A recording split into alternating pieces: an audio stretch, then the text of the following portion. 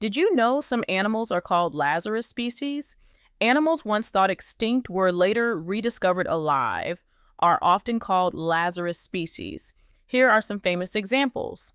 Coelacanth, thought extinct for about 66 million years, rediscovered in 1938 off the coast of South Africa.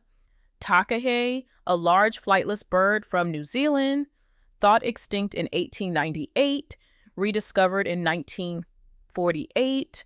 Bermuda petrel, declared extinct for 300 years, rediscovered in 1951 in Bermuda.